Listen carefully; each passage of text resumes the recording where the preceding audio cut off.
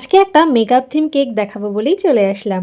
কেকটার ইনসাইডে ছিল chocolate flavour. এই কেকটা অর্ডার করেছিল আমার স্টুডেন্ট। ওর বয়স জানো কত? ওর বয়স মাত্র 5 থেকে 6 বছর। ও আমার এই কেকের চ্যানেলে অনেক দিন আগে বলে একটা মেকআপ থিম কেকের ডিজাইন দেখেছিল।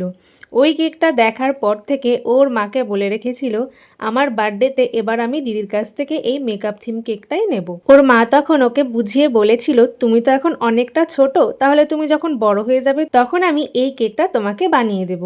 কিন্তু ওর যে বায়না, ও এই কেকটাই নেবে। তারপর আমাকে কিন্তু এই কেকটাই অর্ডার করেছিল। আর কেকের ওপর কেমন ডিজাইন হবে, মেকআপের কি কি থাকবে সেগুলো কিন্তু সেই আমার স্টুডেন্টই পছন্দ মতন বলেছিল।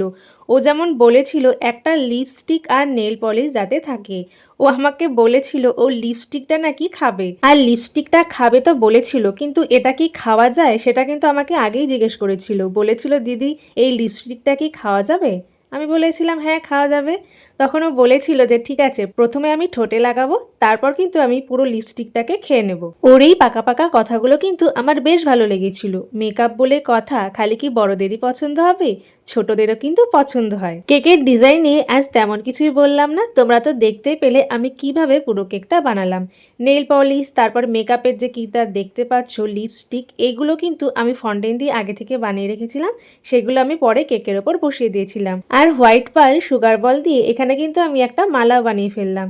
এই পুরো কেকের ডিজাইনটা তোমাদের কেমন লাগলো অবশ্যই কিন্তু জানিও। আর আমার প্রিয় স্টুডেন্টের কিন্তু এই কেকটা সবচেয়ে বেশি পছন্দ হয়েছিল।